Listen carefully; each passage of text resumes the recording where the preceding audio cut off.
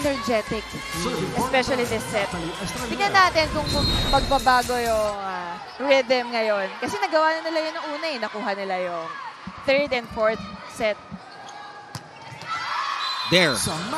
They can start there. Another good start. Tingin ko, Anton, kapag nasisimula ni Tomasik magbigay ng magandang sets kay Tira-Tira at Mangubat, nagiging maganda yung tempo. Kasi kumbaga may hirapan yung blockers ng Letran dito eh. Mika, tinitignan ko si Lara May Silva eh, kung anong gagawin.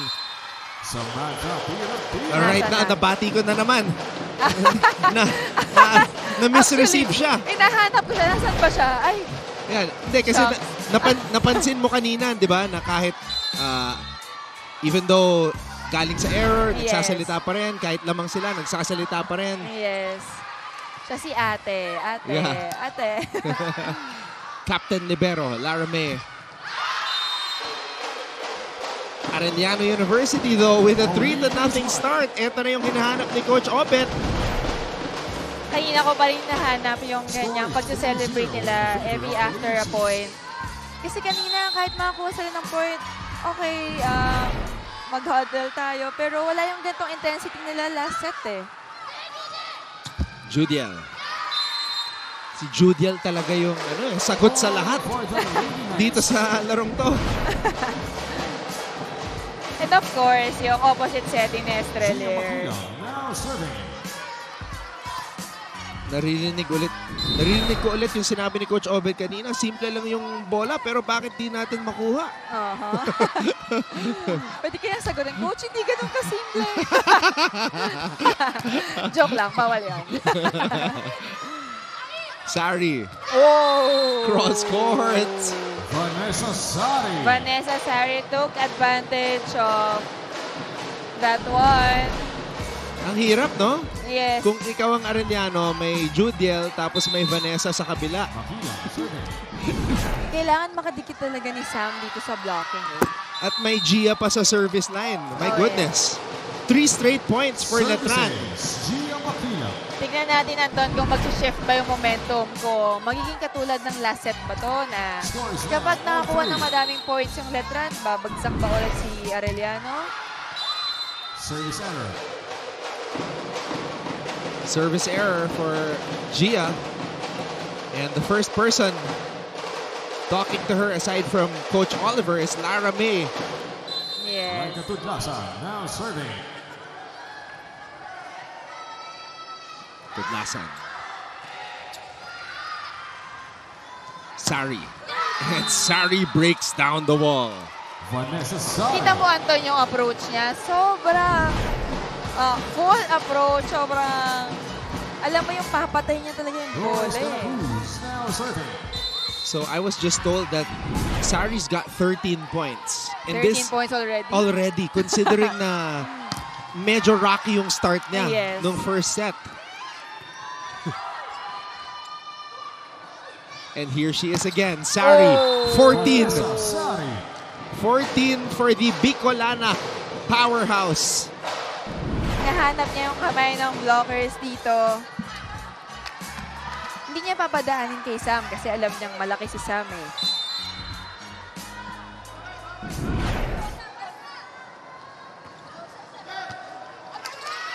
Domasig to Sam Tira-Tira. And you know, kailangan talaga ng Arellano na magkaroon ng mga quick attacks, especially this set. Kasi isa ito sa naging key nila para makalayo nung first set eh.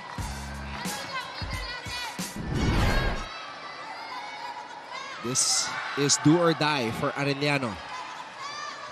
They lose this set, the season is over. Tira-Tira. De Guzman, balik ang bola sa Letran. Estrelier to Judiel. Oh, sayang. Open block na sana yun. Baka medyo nawala lang sa position. Yun yung pinaka-komplikadong palo na nakita ko kay Judiel dito sa larong to. Tingin ko ginawa niya rin talaga ng paraan. Medyo out of possession lang kaya nagka-error. Now that's more like it. Yeah. Bumawi agad si Judel Nitura. 14 na rin. Itong si Nitura serving. Judiel Nitura. Siguro nag-prepare lang si Arellano kay Sari eh. Tingin ko parang kulang ng konting preparation for Judel. Oh no. Ball out. Now we can really see the frustration of the Lady Chiefs here. Yung pag nag-error kasi sila, yung kumbaga kumukunot yung mukha nila. Kumukunot yung forehead eh. Parang, tara guys. Kumbaga, the body language is speaking. Yes. But Moming Padillon, Kailangan nilang makapuntos dito si Moming. Pauline de Guzman. Now she serving. ties things up at 7. 2 attackers for Dumasig. Nitura. Domasig. Can Arellano take the lead? No. Estrelier with the out-of-system spike. Tudlasan. Buhay pa. Vanessa. Oh! Vanessa That was a Sari. complicated shot, Anton. Mahirap gawin yon. What happened, Bella? Vanessa? What happened, Vanessa? Bonfire, right? Letran is up by 1.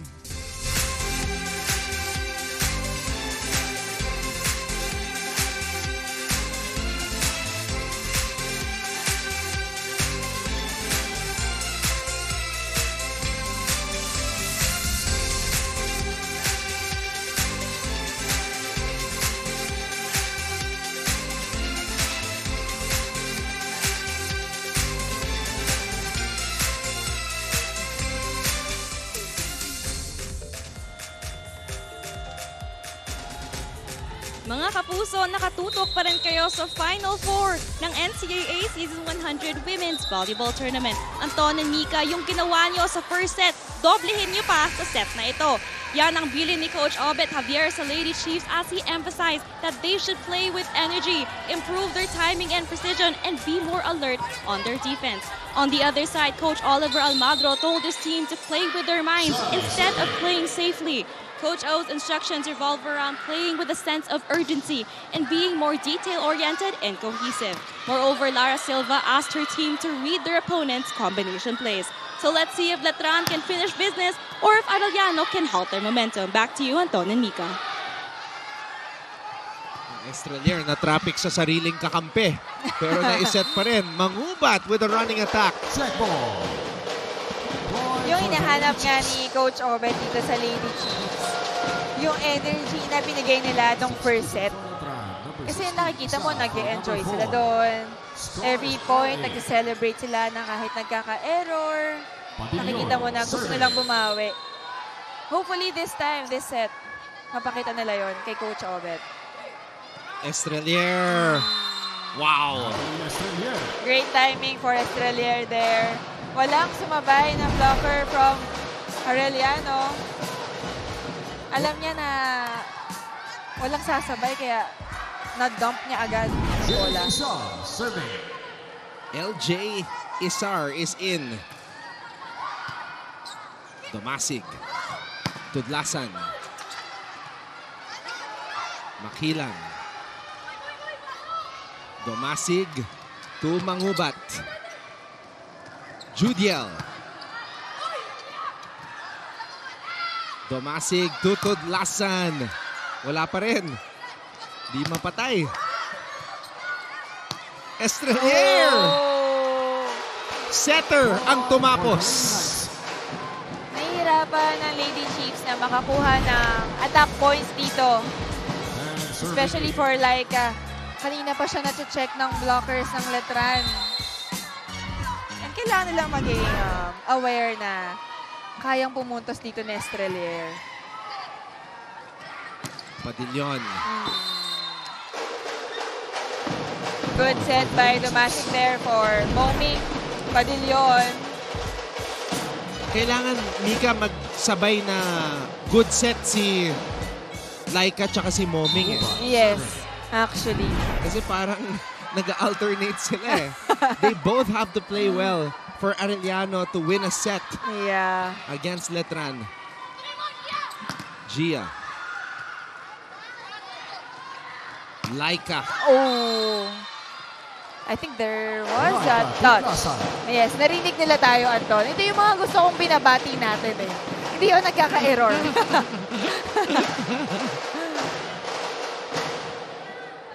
Tabla tayo. 10-all here in set number 3.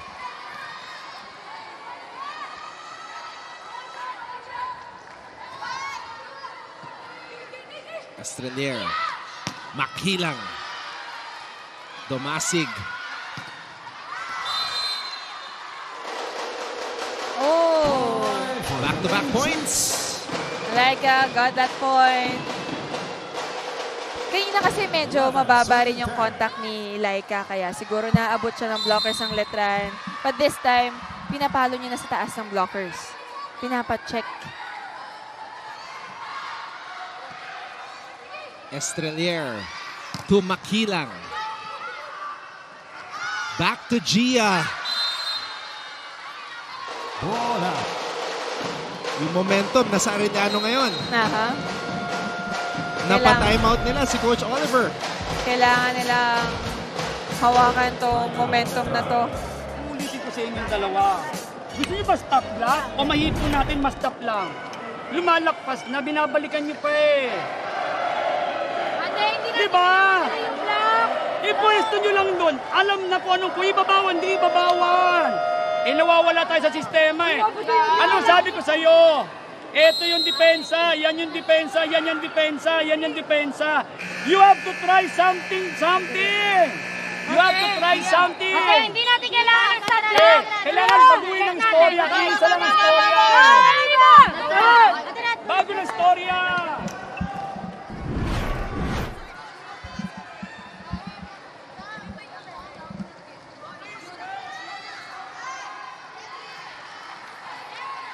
We could really feel the urgency in the voice of Coach Oliver Almadro. Yes. Actually, Anton, gusto ko malaman, ano yung something? Sorry, curious lang ako na ano yung term na yun. Parang hindi ko pa narinig sa kanya before yun eh. Gia Makilang. Gia Makilang.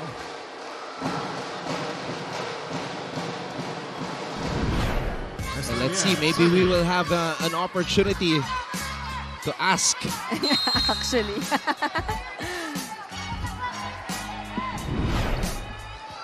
Domasig.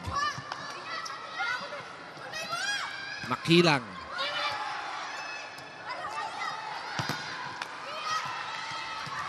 Great save by Gia. Back row. Moming was there. Domasig ibibigay kay Laika. Oh, Domasig. Single ball. Gia Sayang. Makilang. Magandang intention yun actually na kapag hindi nakapuntos yung attacker niya, bigla ka mag-drop ball, but Gia was there. Score is now. Grabe yung mga mata ni Gia Makilang because she was ready also na isiset ni Catherine kay Sam. Yes. Bantay sarado din si Sam dito eh.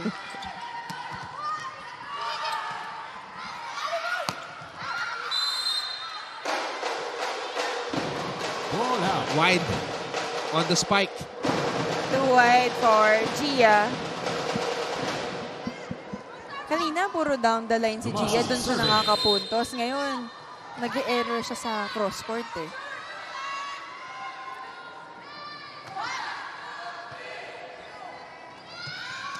Judiel. Ooh. One of the strongest spikes, if not the strongest, that we've seen from Judiel today. Yeah. Maganda rin talaga yung timing ni De La Cruz dito. Nakuha niya si Sam para mag-single block si Judel. Laika on the drop. Actually, Anton, medyo nawala nga yung combination plays ni Domasic the past few sets, no? Ngayon na lang ulit siya nagpaikot ng tao. I think ito rin yung kailangan nila na gawin, lalo na kapag may steady first ball sila. That's a steady first ball. And a steady block by Pao de Guzman. Arellano with a 2-point lead. Wow. 15, serving 13. This is what Arellano needs at this moment. Yes, Anton. Wag lang sila mag-service error. Yeah. Yun yung nagpuputol ng kanilang momentum eh. In both sets 1 and 2. Yes. Judiel, Domasig, Padillon. Oh, I thought it was inside. Oh, no. It was out.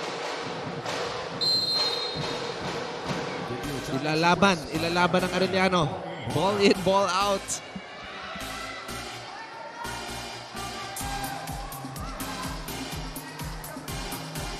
Pero marami na rin silang naging run dito, Anton, no? Yes. Kailangan lang talaga nilang tuloy-tuloy. And wala nga talaga dapat na service error. Yun yung pumatay sa kanila. Yes, especially nung first set. Sayang, nasa kanila na yung momentum eh.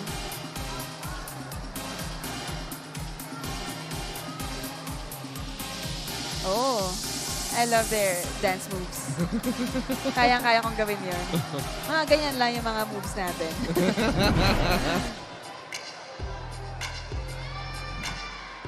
Ooh! It's inside! That's huge. Yeah. Laki bagay nun because Arellano will head into this technical timeout with a 3-point lead.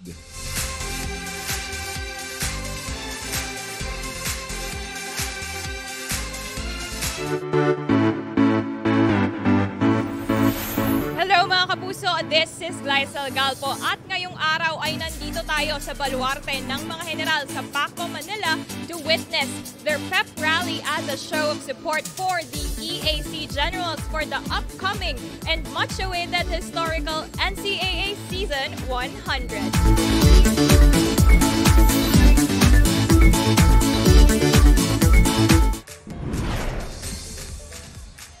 We have the president from Arellano University, Mr. Francisco Paulino V. Caico.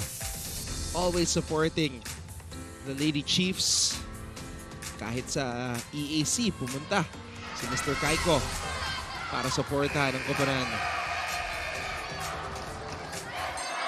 And right now, he is hoping na makakaisa. Isang set muna. Yes. Step by step. One set at a time. Moming. De Guzman. Sari. Makikita mo na target na ni Vanessa Sari yung cross-court dito kasi alam niya na si Pao de Guzman saradong-sarado yung down the line block.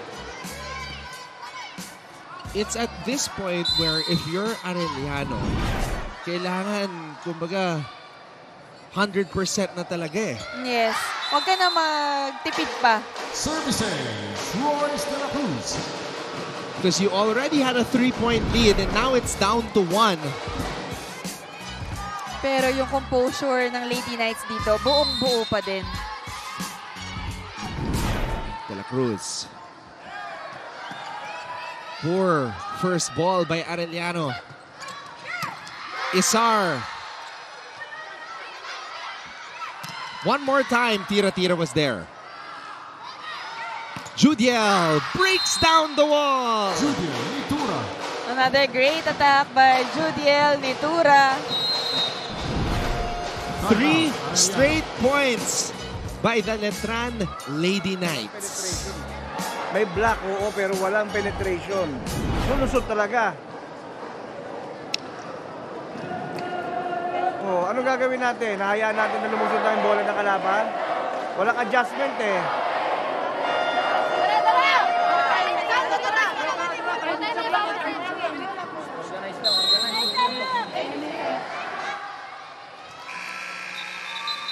first set, Anton, yung blockings na Lady Chiefs dito, maayos. Kumbaga, magandang timing, nakapenetrate yung kamay nila sa loob. And this set, hinahanap yun ni Coach Obet na, kasi kanina pa nagche-check yung bola, nahihirapan yung mga defense sa likod eh. Nahihirapan silang pumwesto o hanapin yung mga kung saan dadaan yung bola. Domasig. Arellano's got the score here. Oh. Netouch. Lady Chiefs. Masakit. 4 straight points for Letran. Saka medyo walang connection dito si Domasig at Sam. Yung atake na hinahanap natin, medyo wala pa eh. Hindi pa lumalabas ulit. Oh. You were just saying, Yes. connection, signal, lost. Letran. This is 5 straight points for the Lady Knights. Yes. Kanina pa nagsiserve dito si De La Cruz. Sayang, napako sa 16 ang Arellano. Finally, De Guzman ends the drought. Gusto ko yung aura ni Pau ngayon na very light lang, na kapag binigyan mo siya ng bola, papatayin niya rin talaga.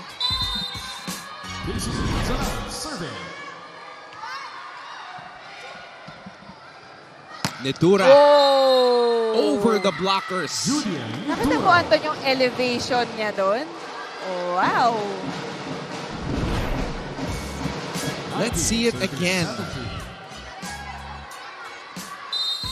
And I think yung adjustment talaga sa blocking dito, especially for Moming, na kanina pa nakakapatay ng down the line si Judel eh. And right now, Arellano just not looking like they Yes. want it bad enough. Yeah, you can really see their frustrations. Letran possibly 5 points away from a return trip to the finals.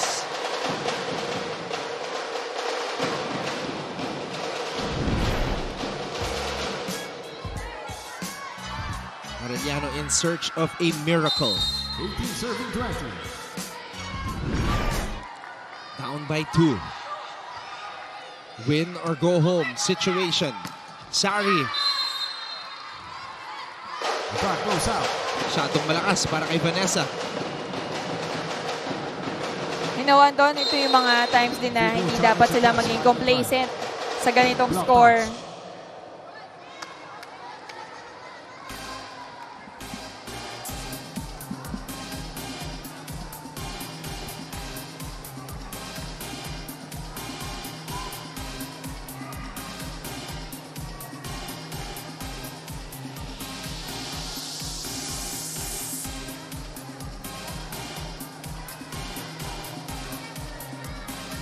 Meron ka rin bang parang kay Kiana D na TikTok University? Nagtuturo siya ng mga sayaw-sayaw.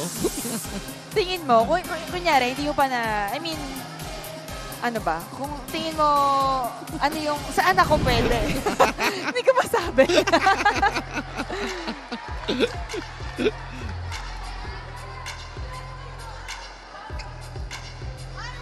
Oh, there's none. Challenge unsuccessful.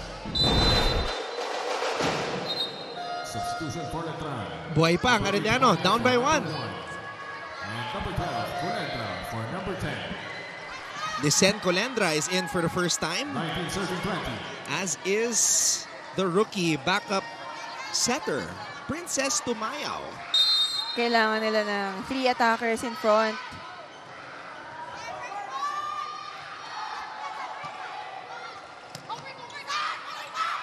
Licen.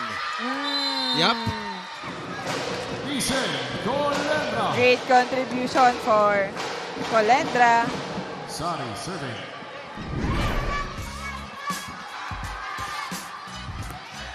Instant offense. Mabigat din pumalo eh. Yeah. Si Licen. Sari at the service line. Too strong. Little mishit by Sari at the service line. Pagka kaya mga crucial or mga 1-1 na talaga na scoring, mag-jump serve pa rin kaya si Sari. This season, oo eh. Wow, she's my idol. Talagang ibang level yung kumpiyansa. Gia. Yes, I agree. Started this match and she's trying to finish it. Very composed. Until now, kahit itaas mo lang sa kanya yung bola, yung mga loose balls, papaluin niya yan. Lahat ginawa niya dito sa larong to, pati block, Mika. Blocking. Yung mga single block niya, ang lulupit din eh. Her timing just impeccable. Defense. Wow. Oh, that's outside. Buhay pa ang Lady Chiefs dito. Kailangan lang talaga nila ng isang magandang puntos para magtuloy-tuloy sila. At again, huwag talaga sila magkaroon ng service error. Ito na. Malalaman natin. Kasi medyo malamig dito si Kagikla, the team captain. Alona Kagikla.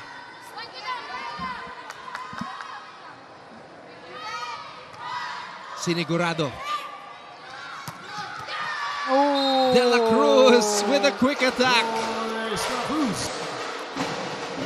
Kailangan nila to, especially sa mga gatong score, magsusulpot-sulpot ng bigay sa quick. Kasi ito yung mga times na hindi siya masyadong nagbabantayan.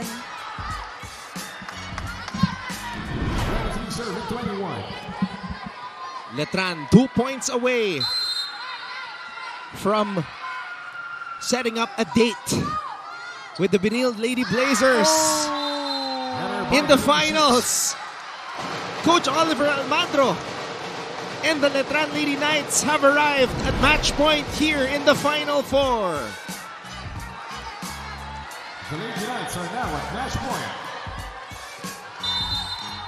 Estrelier has been spectacular here. Yes, Anton. In the Final Four. You can really see their composure. Judiel for the win. Not yet. Tudlasan. Oh!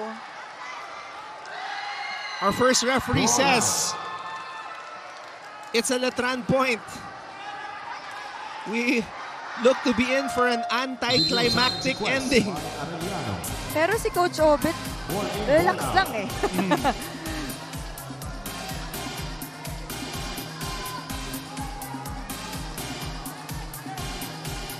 Last year, Coach Oliver Almandro returned to his alma mater. Coached the Letran Lady Knights to their first finals appearance in ages. And now they want to go back and have another shot at the defending champions. Last Sunday, Benilde already eliminated Mapua. So they are waiting. Yes.